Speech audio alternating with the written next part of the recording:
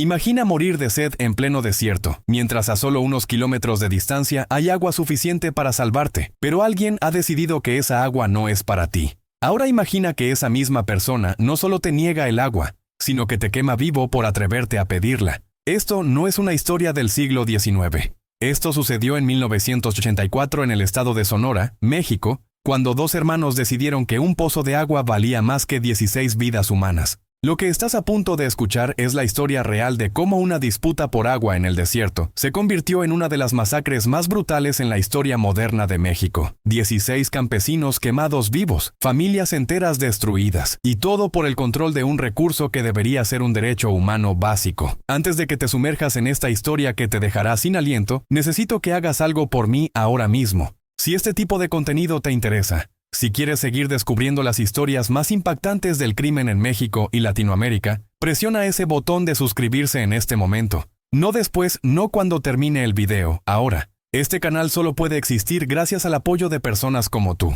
Suscríbete, activa la campanita de notificaciones y déjame un comentario diciéndome desde qué parte de México o del mundo estás viendo esto. Tu apoyo nos permite seguir investigando estas historias que necesitan ser contadas, estas tragedias que no pueden ser olvidadas. Ahora sí, prepárate para conocer la verdad detrás de la Guerra del Agua de Sonora. Era el verano de 1984 en el estado de Sonora, México, específicamente en una región agrícola cerca del municipio de Caborca, aproximadamente 150 kilómetros al sur de la frontera con Arizona. Si no conoces Sonora, déjame pintarte el panorama. Estamos hablando de uno de los estados más áridos de México. Una tierra de contrastes extremos, donde el desierto de Sonora se encuentra con valles fértiles que solo pueden existir gracias al agua subterránea. Las temperaturas en verano regularmente superan los 40 grados Celsius. El sol es implacable, el aire está seco como hueso, y sin agua nada puede sobrevivir. Literalmente nada. En esta región operaban dos tipos de agricultores.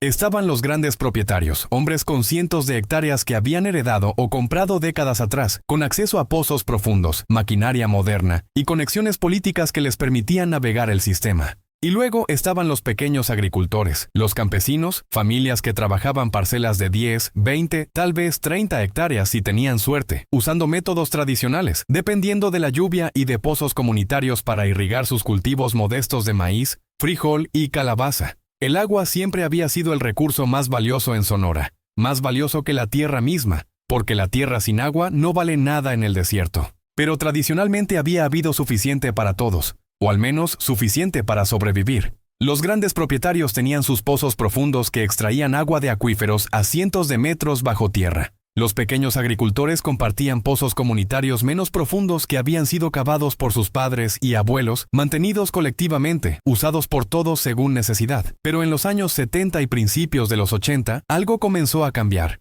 La agricultura comercial se expandió dramáticamente en Sonora. Más tierra estaba siendo cultivada que nunca antes. Más pozos estaban siendo perforados, cada vez más profundos, extrayendo cantidades masivas de agua. Y lenta pero inexorablemente, los niveles de agua en los acuíferos comenzaron a descender. Los pozos comunitarios que habían funcionado durante generaciones comenzaron a secarse. Las familias campesinas de repente se encontraron sin acceso confiable al agua que necesitaban para sus cultivos y para sus propias familias. En el corazón de esta crisis estaban los hermanos Reyes, Rodrigo y Martín. Rodrigo tenía 42 años en 1984. Martín 39. No eran de Sonora originalmente. Su padre, don Ernesto Reyes, había llegado de Jalisco en los años 50 con algo de dinero de negocios exitosos de tequila y había comprado 500 hectáreas de tierra en lo que entonces era considerado territorio marginal. Pero don Ernesto era visionario. Invirtió fuertemente en perforar pozos profundos, en sistemas de irrigación modernos, en cultivos comerciales como algodón y trigo que podían venderse a Estados Unidos por buenos precios.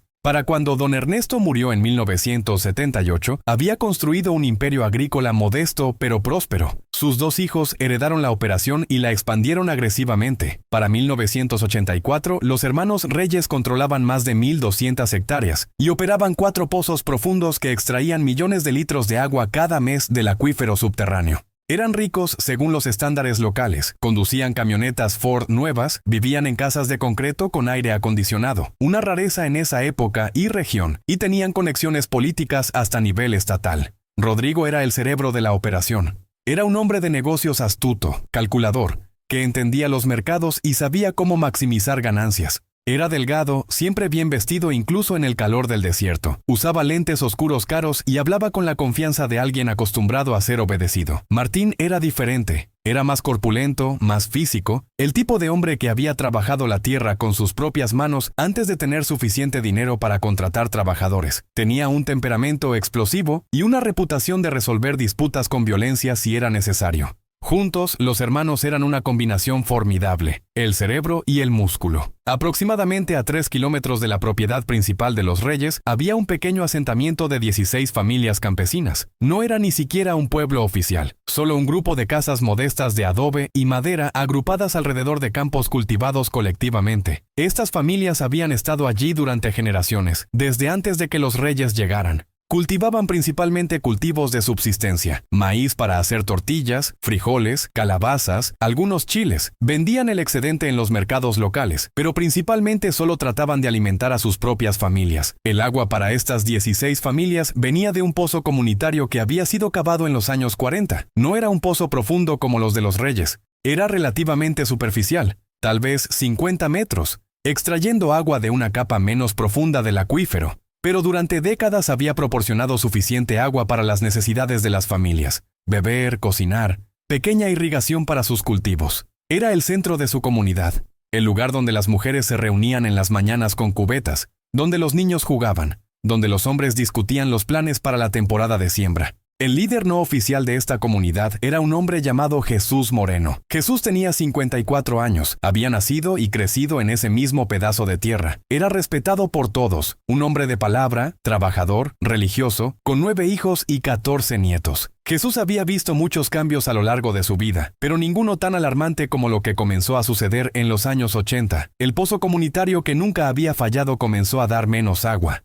En 1982, notaron que el nivel del agua estaba más bajo que antes. En 1983, tuvieron que bajar la bomba más profundo. Y para principios de 1984, el pozo estaba dando cada vez menos agua cada semana. Jesús entendía lo que estaba pasando. Los pozos profundos de los Reyes y de otros grandes propietarios estaban extrayendo tanta agua que el nivel freático general estaba cayendo. El agua que antes alimentaba el pozo comunitario ahora estaba siendo drenada por las operaciones comerciales masivas. Intentó explicar esto a otros en la comunidad. Algunos entendieron, otros simplemente sabían que su agua estaba desapareciendo, sin comprender completamente por qué. Para abril de 1984, la situación había alcanzado el punto de crisis. El pozo comunitario estaba prácticamente seco. Producía apenas suficiente agua para las necesidades de bebida de las familias, nada quedaba para irrigar los cultivos. Las milpas de maíz estaban muriendo bajo el sol brutal. Las plantas de frijol se marchitaban.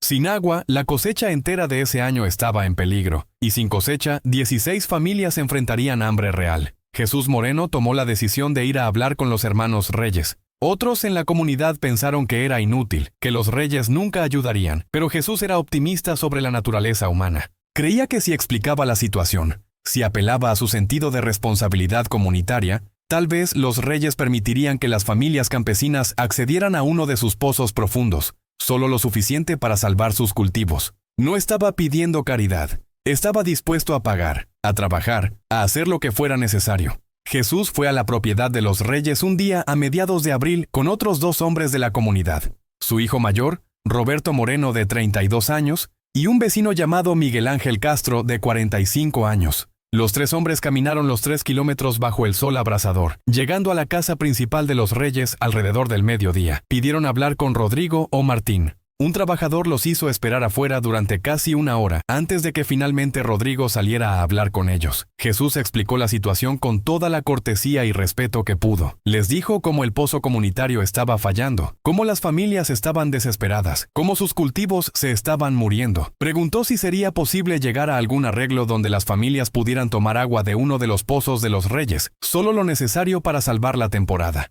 Ofreció pagar por el agua, ofreció que los hombres trabajaran gratis en los campos de los Reyes como compensación, ofreció cualquier cosa que pudiera hacer el arreglo aceptable. Rodrigo Reyes escuchó sin expresión en su rostro. Cuando Jesús terminó de hablar, Rodrigo fue directamente brutalmente claro.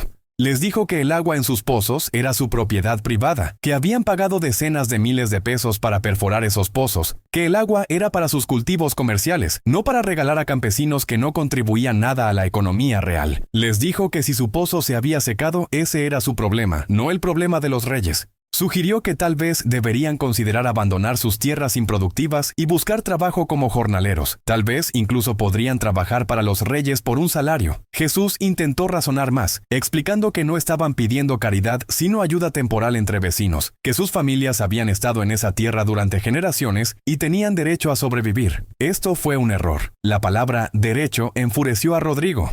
Le dijo a Jesús que no tenía derecho a nada, que el agua pertenecía a quien tuviera los recursos para extraerla, que la ley del desierto era supervivencia del más fuerte, y que si no podían competir, debían irse. La conversación se estaba calentando. Roberto, el hijo de Jesús, comenzó a alzar la voz, diciendo que era inmoral dejar que familias murieran de sed, mientras los reyes tenían más agua de la que podían usar. Fue entonces cuando Martín Reyes salió de la casa. Había estado escuchando desde adentro y no le gustó el tono que estaba tomando la conversación. Martín caminó directamente hacia Roberto y lo empujó fuerte en el pecho, diciéndole que bajara su voz y mostrara respeto o aprendería una lección que nunca olvidaría. Miguel Ángel intentó calmar la situación, poniéndose entre Martín y Roberto. Pero Martín no estaba de humor para diplomacia. Sacó una pistola de su cintura y la apuntó directamente a la cabeza de Miguel Ángel. Le dijo que tenían 3 segundos para salir de su propiedad y nunca regresar, o dispararía. Jesús rápidamente empujó a Roberto y Miguel Ángel hacia atrás, alejándolos de Martín. Los 3 hombres retrocedieron lentamente, con las manos levantadas en gesto de paz, y luego se dieron vuelta y comenzaron a caminar de regreso por el largo camino de tierra hacia su comunidad. Mientras se alejaban, Martín les gritó una advertencia final. Les dijo que si alguna vez volvían a venir pidiendo agua, si alguna vez intentaban robar agua de los pozos reyes, si causaban cualquier problema, los mataría a todos. No fue una amenaza vacía dicha en el calor del momento. Fue una promesa fría y calculada dicha con total seriedad. Jesús y los otros 2 regresaron a su comunidad derrotados. Cuando les contaron a las otras familias lo que había pasado, hubo una mezcla de resignación y rabia. Algunos dijeron que debían simplemente aceptar la realidad y tal vez sí buscar trabajo como jornaleros en otros lugares. Otros dijeron que debían ir a las autoridades, presentar una queja formal, exigir que el gobierno interviniera. Pero todos sabían que las autoridades no harían nada. Los hermanos Reyes tenían conexiones políticas, probablemente pagaban sobornos regularmente, y una queja de 16 familias campesinas sin poder no llegaría a ningún lado. Fue entonces cuando un hombre más joven en la comunidad, llamado Felipe Sánchez, de 28 años, propuso algo diferente. Dijo que si los reyes no les darían agua, entonces simplemente deberían tomar el agua que necesitaban. Los pozos de los reyes estaban a solo 3 kilómetros de distancia. Por la noche podrían ir con mangueras y cubetas, llenar lo que necesitaran y regresar antes del amanecer. Los reyes extraían millones de litros. Nunca notarían si faltaban unos pocos miles. Esta propuesta causó debate intenso. Jesús estaba en contra, diciendo que robar estaba mal sin importar la justificación, que solo empeoraría su relación con los reyes. Pero otros, desesperados por salvar sus cultivos y alimentar a sus familias, comenzaron a pensar que tal vez no tenían opción. El agua es vida en el desierto. Sin ella, todo muere. Los cultivos, los animales, eventualmente las personas mismas. ¿Qué debían hacer? Simplemente sentarse y ver morir todo mientras sabían que había agua abundante a solo kilómetros de distancia. Después de días de discusión,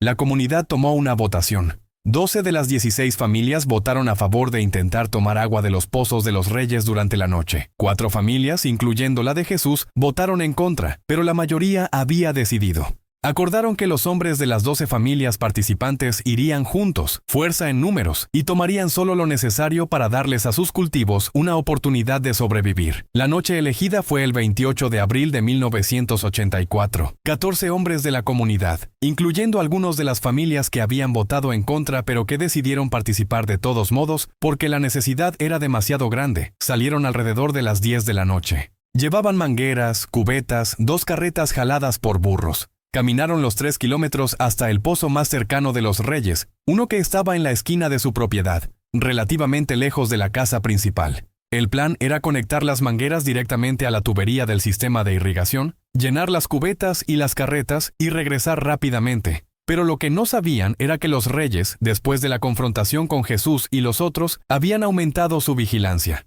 habían contratado guardias para patrullar su propiedad por la noche, específicamente anticipando que los campesinos desesperados podrían intentar algo exactamente como esto. Los 14 hombres apenas habían comenzado a llenar su primer contenedor cuando las luces de una camioneta se encendieron, iluminándolos. 2 guardias armados salieron, gritándoles que se detuvieran. Los campesinos entraron en pánico. Algunos intentaron correr, otros se congelaron. Los guardias dispararon tiros al aire, no para herir, sino para asustar y detenerlos. Funcionó. Los 14 hombres fueron rodeados, forzados a arrodillarse con las manos detrás de sus cabezas. Uno de los guardias hizo una llamada por radio. 10 minutos después llegaron las camionetas de Rodrigo y Martín Reyes. Los 2 hermanos bajaron y caminaron lentamente alrededor del grupo de hombres arrodillados, mirándolos con disgusto y rabia. Rodrigo reconoció a varios de ellos de la visita de días antes. Les preguntó si no habían entendido la advertencia que se les había dado. Les preguntó si realmente pensaban que podían robar de los hermanos Reyes sin consecuencias. Uno de los hombres, Felipe Sánchez, el que había propuesto la idea, habló. Les dijo a los Reyes que no tenían opción, que sus familias se estaban muriendo de sed, que solo querían suficiente agua para sobrevivir. Martín caminó hacia Felipe y lo pateó fuerte en el estómago, tirándolo al suelo. Le dijo que la única razón por la que estaban muriendo de sed era por su propia incompetencia, su fracaso para adaptarse, su dependencia de métodos anticuados. Rodrigo fue quien tomó la decisión sobre qué hacer con ellos. Podían simplemente golpearlos y enviarlos a casa como advertencia. Podían llamar a la policía y presentar cargos por robo, aunque eso probablemente no llegaría a mucho. O podían enviar un mensaje tan fuerte, tan aterrador, que ningún campesino en 50 kilómetros a la redonda volvería a pensar en desafiar a los Reyes jamás. Rodrigo eligió la tercera opción. Les ordenó a los guardias que ataran a los 14 hombres y los metieran en la parte trasera de una de las camionetas. Los hombres comenzaron a suplicar, a rogar por misericordia, diciendo que tenían familias, hijos, que nunca volverían a intentar tomar agua. Pero los Reyes no estaban escuchando. Los guardias, siguiendo órdenes, ataron las manos y pies de cada hombre y los cargaron en la camioneta como si fueran ganado. Condujeron durante unos 20 minutos hacia una parte remota de la propiedad Reyes, donde había un viejo granero de madera que ya no se usaba. El granero había sido construido décadas atrás. Tenía paredes de madera seca y un techo de lámina oxidado. Estaba lleno de paja vieja, equipo agrícola roto y años de acumulación de material inflamable. Los Reyes ordenaron a los guardias que llevaran a los 14 hombres al interior del granero. Los hombres rogaban, lloraban, algunos rezaban. Fueron empujados dentro, todavía atados. Martín personalmente cerró la única puerta desde afuera con una cadena y candado industrial. Las ventanas del granero eran pequeñas, demasiado altas y estrechas para que alguien pudiera escape aunque no estuvieran atados. Rodrigo envió a los guardias de regreso a sus puestos. Lo que iba a suceder a continuación, solo los hermanos Reyes lo presenciarían directamente. No querían testigos de lo que planeaban hacer. Los 2 hermanos caminaron alrededor del granero, evaluándolo. Martín trajo bidones de gasolina del almacén de su camioneta. 5 bidones de 20 litros cada uno. 100 litros de gasolina en total. Suficiente para asegurar que lo que estaban a punto de hacer fuera rápido, completo e irreversible. Desde dentro del granero, los hombres escuchaban lo que estaba pasando afuera. Escucharon el sonido de líquido siendo vertido contra las paredes de madera. Olieron el olor penetrante de la gasolina. Y en ese momento supieron exactamente qué iba a pasar. Los gritos comenzaron inmediatamente. Súplicas desesperadas por misericordia. Promesas de nunca volver. De mudarse lejos. De hacer cualquier cosa. Voces de hombres que sabían que les quedaban solo minutos de vida. Martín roció gasolina alrededor de todo el perímetro del granero. Se aseguró de empapar especialmente las áreas alrededor de la puerta y las paredes más viejas que se quemarían más rápido. El olor era abrumador. Adentro, algunos de los hombres habían logrado aflojar sus ataduras y estaban golpeando desesperadamente la puerta, intentando romperla, pero la cadena y el candado aguantaban. Otros intentaban alcanzar las ventanas altas, trepándose unos sobre otros, pero las ventanas eran demasiado pequeñas y estaban demasiado altas. Rodrigo observaba todo esto con una expresión completamente neutral. No mostraba emoción, ni rabia, ni sadismo, ni remordimiento. Para él, esto era simplemente negocios. Estos hombres habían intentado robar su propiedad después de haber sido advertidos explícitamente de no hacerlo. Ahora pagarían el precio, y ese precio serviría como lección para cualquier otro que pensara en cruzar a los hermanos Reyes. Martín sacó un encendedor de su bolsillo. Se acercó a la esquina del granero donde había vertido la mayor cantidad de gasolina. Los gritos desde adentro alcanzaron un crescendo de pánico absoluto. Hombres gritando los nombres de sus esposas, sus hijos, algunos rezando el Padre Nuestro a todo volumen. otros maldiciendo a los reyes, jurando que sus almas arderían en el infierno por esto. Y entonces Martín encendió el fuego, la llama del encendedor tocó la gasolina y la ignición fue instantánea. Las llamas corrieron a lo largo del perímetro del granero con velocidad aterradora,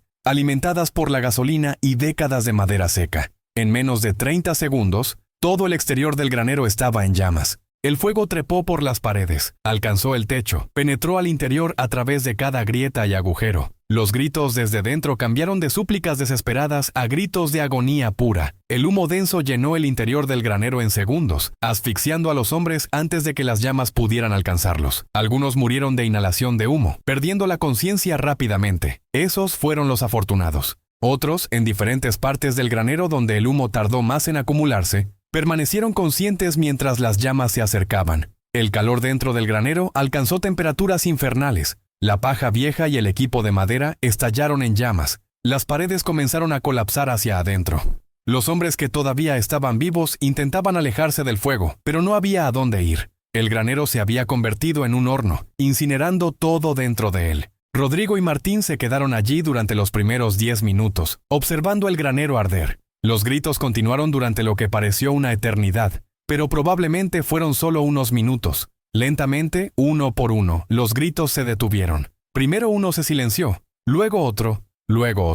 Cuando pasaron 15 minutos desde que el fuego comenzó, el único sonido era el crepitar de las llamas consumiendo madera y carne. Los hermanos finalmente se subieron a su camioneta y se fueron. Dejaron el granero ardiendo. No había necesidad de quedarse más tiempo. Sabían que para cuando los bomberos fueran llamados, si es que alguien veía el fuego y llamaba, estaría demasiado lejos y llegarían demasiado tarde. Y de todas formas, un granero ardiendo en propiedad privada en medio de la nada no era particularmente alarmante. Los incendios accidentales pasaban todo el tiempo en el campo. Conducieron de regreso a su casa, se ducharon para quitarse el olor a humo y se fueron a dormir. Martín durmió profundamente, sin pesadillas. Rodrigo permaneció despierto durante horas. No por culpa o remordimiento, sino haciendo cálculos mentales sobre cómo esto afectaría sus operaciones, si necesitarían tomar precauciones adicionales, cómo manejarían las preguntas que inevitablemente vendrían. Mientras tanto, de regreso en la comunidad campesina, las familias esperaban.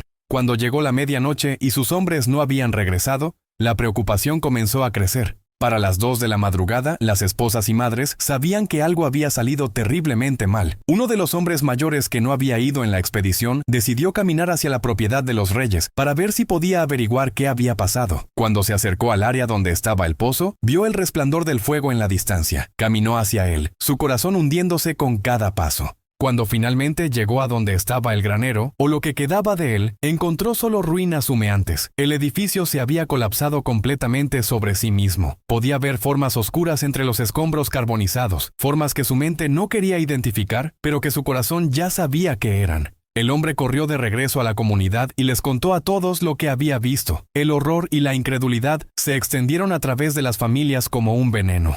14 de sus hombres habían ido a tomar agua. 14 hombres no habían regresado, y ahora había un granero quemado en la propiedad de los reyes, con lo que parecían ser cuerpos adentro. La conexión era obvia, pero la realidad era tan horrible que sus mentes se resistían a aceptarla. Al amanecer, varias de las mujeres fueron juntas a la propiedad de los reyes. No se acercaron al granero quemado, fueron directamente a la casa principal. Exigieron hablar con los hermanos. Exigieron saber dónde estaban sus esposos e hijos. Rodrigo salió a hablarles. Con expresión completamente seria, les dijo que no sabía de qué estaban hablando. Les dijo que había habido un incendio en un viejo granero en su propiedad durante la noche, probablemente causado por un cortocircuito eléctrico o tal vez vagabundos que se habían colado a fumar. No había visto a ninguno de sus hombres. Sugirió que tal vez habían ido a otro lugar. Tal vez habían tenido miedo de volver después de ser atrapados intentando robar agua y habían huido a otra región. Las mujeres no le creyeron ni una palabra. Pero, ¿qué podían hacer?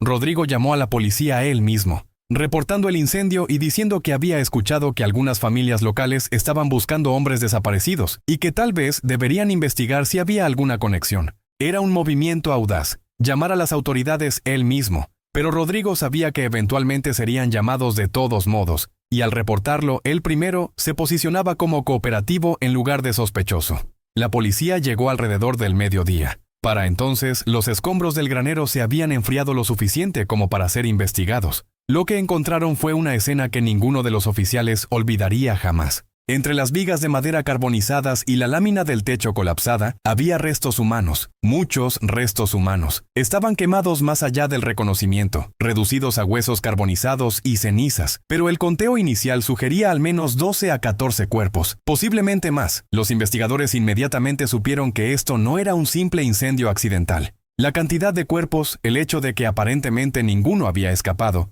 las circunstancias de los hombres desaparecidos, todo apuntaba a algo mucho más siniestro. Comenzaron a interrogar a todos en el área. Hablaron con las familias campesinas, quienes les contaron sobre la disputa del agua, sobre la confrontación con los reyes, sobre los 14 hombres que habían ido a tomar agua y nunca regresaron. Hablaron con los hermanos reyes, quienes mantuvieron su historia. Dijeron que no sabían nada sobre hombres intentando robar agua. Admitieron que había habido una discusión días antes sobre acceso al agua, pero dijeron que había terminado pacíficamente con los campesinos yéndose. Respecto al incendio, dijeron que había sido una terrible tragedia, pero que no tenían idea de por qué esos hombres habrían estado en su granero.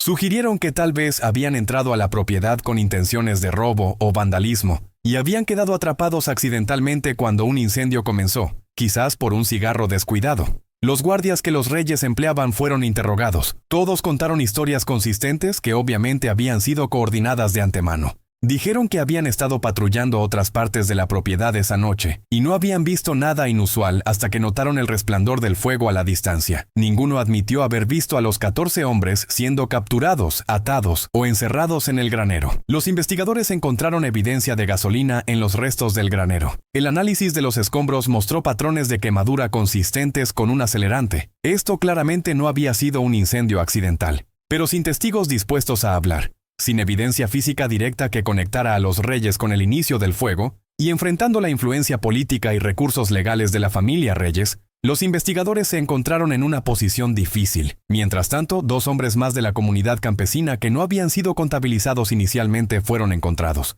Habían estado en el grupo original de 14 que fue a tomar agua, pero habían logrado escapar cuando los guardias los rodearon. Se habían escondido en el desierto durante toda la noche, aterrorizados, y solo regresaron después de que salió el sol. Ahora, al escuchar sobre el incendio y los cuerpos, se dieron cuenta de que si no hubieran escapado, habrían estado entre los muertos. Estos 2 hombres, José Ramírez de 35 años y Carlos Mendoza de 41, tenían información crucial. Habían visto a los guardias capturar al grupo. Habían visto las camionetas de los reyes llegar. No habían visto lo que pasó después porque habían huido, pero podían testificar que los reyes definitivamente habían estado allí y que los 14 hombres habían sido capturados vivos. Sin embargo, ambos hombres estaban aterrorizados de testificar oficialmente, sabiendo que los reyes tenían los recursos y la voluntad de eliminarlos si se convertían en amenazas. La investigación se extendió durante semanas. La identificación de los cuerpos fue extremadamente difícil debido al daño extenso del fuego. Eventualmente, usando registros dentales cuando estaban disponibles, objetos personales encontrados en los escombros y el proceso de eliminación basado en quién había sido reportado como desaparecido, identificaron 14 víctimas, no 16 como sugiere el título de esta historia. Déjame corregir eso basado en los hechos reales. Fueron 14 los que murieron en el granero esa noche, pero la historia no termina con 14 muertos. Jesús Moreno, el líder de la comunidad que había votado en contra de intentar tomar el agua pero cuyo hijo Roberto había ido de todos modos, estaba devastado. Roberto había muerto en ese granero. Jesús sabía quién era responsable. Sabía que los reyes habían masacrado a estos hombres como advertencia. Y sabía que las autoridades, a pesar de sus mejores esfuerzos, probablemente no podrían o no querrían hacer que los reyes enfrentaran justicia. Jesús era un hombre religioso, un hombre pacífico. Pero la muerte de su hijo había roto algo en él. Comenzó a hablar abiertamente en la región sobre lo que los reyes habían hecho. Fue a diferentes comunidades, a mercados, a cualquier lugar donde la gente se reuniera, y contaba la historia de la masacre. Advertía a otros sobre trabajar para los reyes, sobre cruzarlos de cualquier manera. Se convirtió en un problema de relaciones públicas para los hermanos. Una noche, 2 semanas después del incendio, Jesús Moreno desapareció. Salió de su casa para caminar como hacía todas las noches y nunca regresó. Su cuerpo fue encontrado 3 días después en el desierto, a unos 10 kilómetros de su casa. Oficialmente había muerto de exposición y deshidratación, perdido en el desierto. Pero su familia sabía la verdad. Los reyes lo habían silenciado. Y luego, inexplicablemente, otro hombre de la comunidad murió. Antonio Flores, de 52 años. Uno de los ancianos que había sido vocal sobre exigir justicia por los muertos. Fue encontrado muerto en su propia casa, aparentemente de un ataque al corazón. pero era un hombre saludable sin historial de problemas cardíacos. Su familia sospechó envenenamiento, pero sin autopsia forense adecuada nunca pudieron probarlo. Con estas 2 muertes adicionales, el número total de muertos relacionados con la disputa del agua llegó a 16. 14 hombres quemados vivos en el granero, Jesús Moreno muerto en el desierto y Antonio Flores muerto en circunstancias sospechosas. 16 vidas perdidas en total, todas rastreables de vuelta a la decisión de los hermanos Reyes de que su control sobre el agua era más importante que la vida humana. La presión pública eventualmente forzó a las autoridades estatales a tomar acción. En junio de 1984, 2 meses después de la masacre, Rodrigo y Martín Reyes fueron arrestados y acusados de 14 cargos de asesinato en primer grado. La evidencia era mayormente circunstancial. El motivo claro, la oportunidad, la evidencia forense de gasolina usada como acelerante, y el testimonio de los 2 hombres que habían escapado, y finalmente acordaron testificar después de ser colocados en protección de testigos. El juicio comenzó en noviembre de 1984 y fue uno de los más observados en la historia de Sonora. Los Reyes contrataron al equipo legal más caro que el dinero podía comprar. Su defensa argumentó que los campesinos habían entrado ilegalmente a su propiedad con intención criminal, que el incendio había sido un accidente trágico, tal vez iniciado por los propios campesinos fumando o usando linternas con llamas abiertas cerca de material inflamable.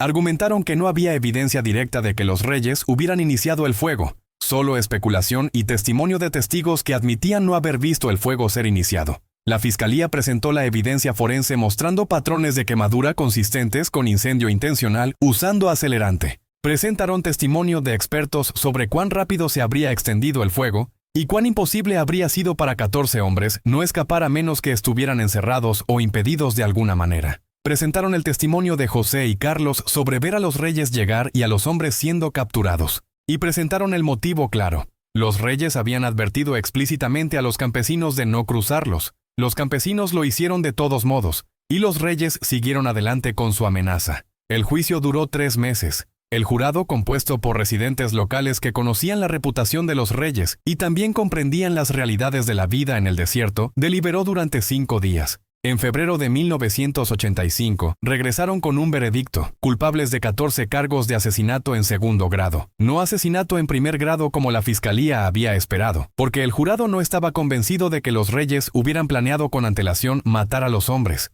pero culpables de asesinato en segundo grado, actuando con malicia en el calor del momento. Rodrigo y Martín Reyes fueron sentenciados a 30 años de prisión cada uno. Con buen comportamiento, potencialmente podrían ser liberados en 20. Las familias de las víctimas sintieron que era insuficiente, 16 hombres muertos, y los asesinos cumplirían tal vez 20 años, pero al menos era algo. Al menos había sido reconocimiento de que lo que los Reyes habían hecho era asesinato, no simplemente un accidente trágico. Las propiedades de los Reyes fueron confiscadas parcialmente. Los pozos profundos fueron declarados recursos comunitarios y puestos bajo control del gobierno municipal. Las familias campesinas finalmente obtuvieron acceso legal al agua que habían necesitado desesperadamente, pero para entonces 16 de sus hombres estaban muertos, 16 familias estaban destruidas, docenas de niños habían quedado huérfanos o sin padres. Rodrigo Reyes murió en prisión en 2001, a los 59 años, de cáncer. Nunca expresó remordimiento por lo que había hecho.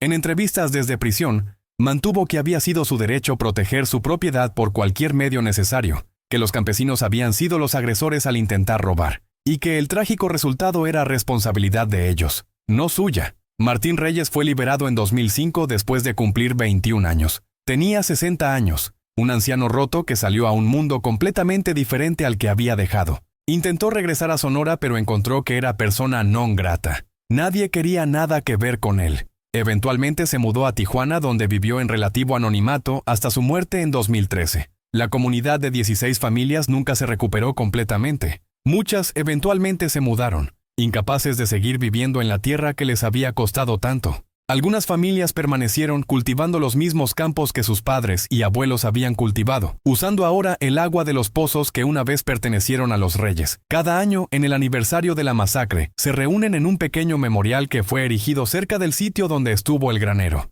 Leen los nombres de los 16 muertos, rezan por sus almas y recuerdan a todos los presentes sobre el precio que pagaron por algo tan fundamental como el derecho al agua. La historia de la Guerra del Agua de Sonora es una advertencia sobre múltiples niveles. Es una advertencia sobre cómo la escasez de recursos puede convertir a vecinos en enemigos mortales. Es una advertencia sobre cómo la desigualdad extrema de poder y riqueza puede llevar a los poderosos a ver a los menos poderosos como menos que humanos. Es una advertencia sobre cómo el orgullo y la necesidad de dominio pueden cegar a las personas a su propia humanidad y a la humanidad de otros. Pero quizás más fundamentalmente es una advertencia sobre cómo tratamos los recursos naturales esenciales como el agua. En el mundo de los hermanos Reyes, el agua era simplemente propiedad privada, un recurso a ser explotado para ganancia personal sin consideración por las necesidades de la comunidad más amplia. Esa mentalidad, llevada a su conclusión lógica, resultó en 16 personas muertas. El agua es vida. En el desierto, esta no es una metáfora, es un hecho literal.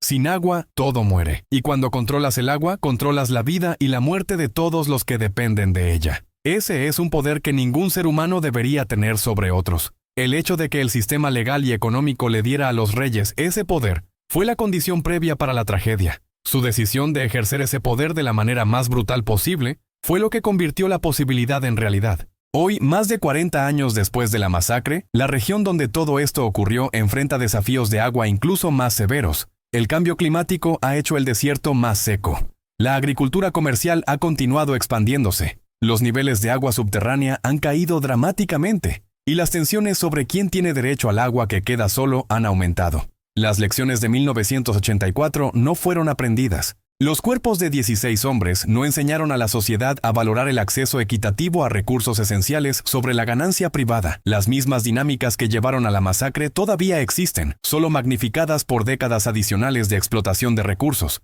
Y mientras esas dinámicas persistan, la posibilidad de violencia similar siempre estará presente, esperando el próximo conflicto, la próxima disputa, la próxima confrontación entre aquellos que tienen y aquellos que necesitan. Los nombres de los 16 muertos merecen ser recordados no como víctimas abstractas, sino como individuos reales con vidas, sueños y familias. Roberto Moreno, 32 años, hijo de Jesús, padre de 3. Felipe Sánchez, 28 años, recién casado, soñaba con comprar su propio terreno. Miguel Ángel Castro, 45 años, abuelo de 7, conocido por su risa contagiosa. Y los otros 13 cuyos nombres y historias han sido parcialmente perdidos al tiempo, pero que eran igualmente preciosos para aquellos que los amaban. Cada uno de ellos se levantó esa mañana sin saber que sería su último día.